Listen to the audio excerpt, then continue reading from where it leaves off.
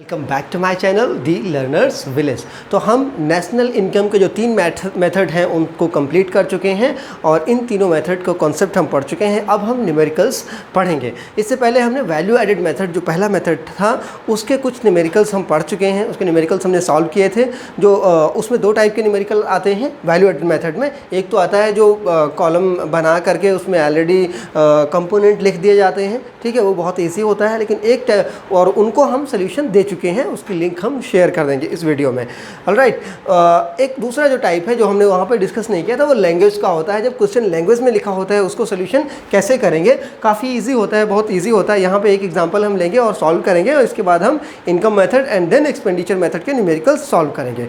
Alright, so let's see this question language question है। Language को पढ़ेंगे, अच्छे से समझेंगे और बाकी जो है किसने किसको सेल किया है और किसने परचेज किया है ये ध्यान रखना है। इसमें इंपॉर्टेंट चीज़ है किस फर्म में, यहाँ फर्म होंगी ABCD, ऐसे किस फर्म ने किसको सेल किया है और किसने परचेज किया है। ऑलराइट, जिसको सेल किया जाएगा उसे वही परचेजर होगा, परचेज करेगा, ठीक है। और जो फाइनल सेल है या फाइनल कंजप्शन है उसको भी यहाँ पे ध्यान रखना है। तो क्वेश्चन सॉल्व करने से पहले हमको क्या होगा, 4 कॉलम्स के हमें एक टेबल बनानी होगी। पहले कॉलम में हम फर्म्स लिखेंगे, लाइक फर्म्स ABC, जैसे कि हमने लिख दिया। हमने देखा कि ABC 3 फर्म्स हैं इसमें, तो हमने 3 कॉलम बना लिए। सेकंड कॉलम सेल्स का होगा। सेल्स का मतलब एक फर्म जो सेल करती है दूसरी फर्म को, वो कितना सेल करती है, हम हर एक फर्म का सेल लिखते जाएंगे। और जिस फर्म को सेल करेगी उस फर्म का परचेज होगा, इसलिए परचेजिंग हम इसमें लिखेंगे, जिसको कि इंटरमीडिएट कंजप्शन भी कहते हैं। और जब हम वैल्यू ऑफ आउटपुट से इंटरमीडिएट कंजप्शन को माइनस करेंगे तो हमें क्या मिलेगा, वैल्यू एडेड। तो आइए हम देखते हैं क्वेश्चन को। Suppose firm A sold timber मतलब लकड़ी, produce in its forest to firm B. Firm A ने फर्म बी को सेल किया है, ठीक है। तो कितने का अमाउंट का, 1000 का फर्म ए ने सेल किया। तो हम लिखेंगे फर्म ए का सेल। रेड कम दिख रहा है, मैं ब्लू यूज़ कर लूँगा, ब्लू या ब्लैक को, ठीक है। फर्म ए ने सेल किया है फर्म बी को। ए ने सेल किया है कितना, 1000 का, ठीक है, 1000 का सेल किया है। तो ये 1000 हम क्या करेंगे, यहाँ ए की सेल में 1000 लिख देंगे। ऑलराइट, किसको सेल किया है, यानी कि फर्म बी को सेल किया, ठीक है। तो बी का क्या होगा, परचेजिंग वाले कॉलम में हम बी के सामने लिखेंगे 1000 ए ने बी को सेल किया है, तो बी का परचेजिंग 1000 हुआ ना, ओके। तो ये बी के परचेजिंग वाले कॉलम में हमने 1000 लिख दिया। आगे देखिए, ठीक है। And firewood to consumers for fuel for 500, ठीक है। तो ए ने ही, अभी ए का ही चल रहा है, ए ने बी को 1000 की जो है लकड़ी सेल की है और फिर जलावन की लकड़ी, फायरवुड मतलब जलाने के लिए लकड़ी, कंज्यूमर्स फाइनल कंज्यूमर्स को सेल की है। तो कंज्यूमर को जब भी कोई चीज़ कोई फर्म सेल करेगी तो उसमें हम कंज्यूमर्स की परचेजिंग नहीं लिखेंगे, केवल वन साइडेड रहेगा। फर्म का जो सेल होगा, यानी कि ए का सेल क्या हुआ, फर्दर 500 का, वो हम ए के कॉलम में प्लस करके 500 लिख देंगे।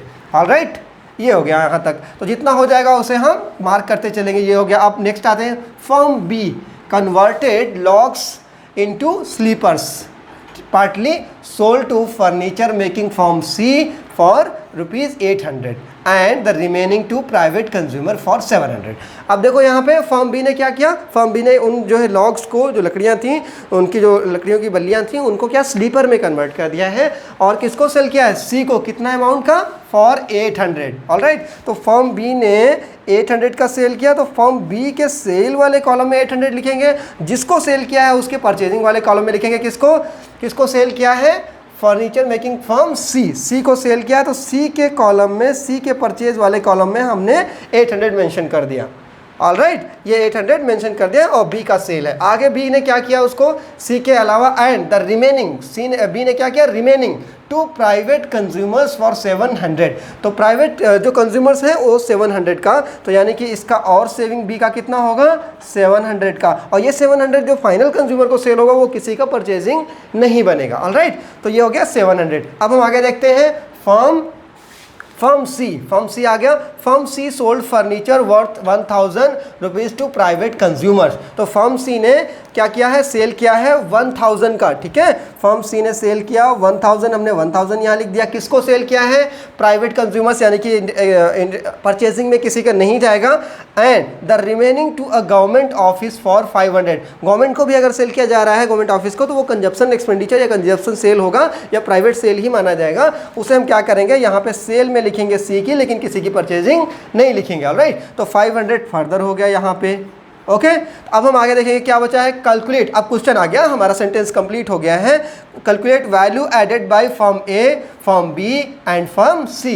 एंड दूसरा क्या है question, total value of output, total value of output. दो चीज़ें हमें ऐड करनी है, सभी फर्मों का वैल्यू एडेड फाइंड करेंगे और टोटल वैल्यू ऑफ आउटपुट हम फाइंड करेंगे, ठीक है। तो यहाँ पे देखो सेल्स कितना हुआ ए का 1500 और फर्म ए की परचेजिंग कुछ नहीं है, तो यहाँ क्या हुआ, 0 हम कर देंगे, ठीक है। फर्म ए का परचेजिंग कुछ नहीं है, तो हमारा क्या होता था, वैल्यू एडेड हमने पढ़ा है, वैल्यू एडेड मेथड जो हमने पढ़ा था क्या, value of output minus intermediate consumption. तो value of output minus intermediate consumption होता था। तो इसमें हम यहाँ क्या करेंगे, value of output minus intermediate consumption, यानी कि 1000 प्लस 500 यानी कि 1500 माइनस 0 इज इक्वल टू 1500 या 1500 हम कह सकते हैं। तो ए का value of output value added कितना हुआ, 1500। बी का हम देखेंगे 800 प्लस 700 वैल्यू ऑफ आउटपुट हो गया, और यहाँ पे उसमें से परचेजिंग या इंटरमीडिएट कंजप्शन कितना है 1000 का, तो 8 plus 7 1500, 1500 minus 1000 is equal to 500। Value added by firm B is 500। Next is 1000, जो सेल है सी का 1000 प्लस 500 यानी 1500 अगेन।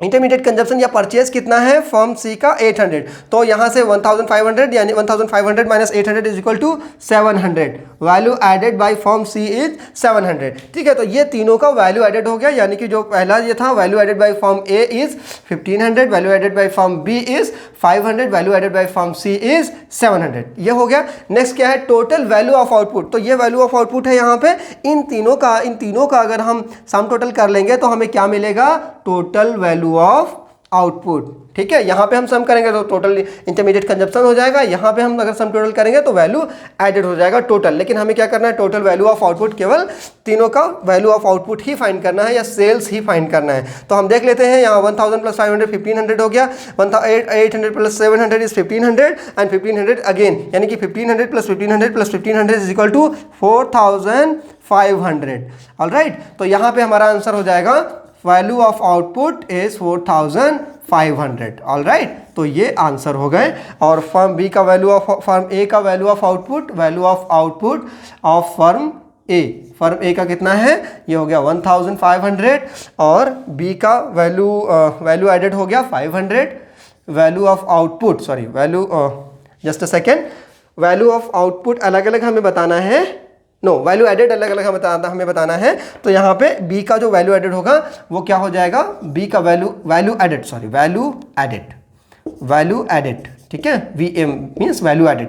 बी का कितना हो जाएगा 500 एंड सी का कितना हो जाएगा 700। Value added of C is कितना हो गया 700, ठीक है। तो ये हो गए हमारे तीनों आंसर। बहुत सिंपल है, आप क्या चीज़ यहाँ पे ध्यान रखेंगे, स्क्रीनशॉट ले लीजिए।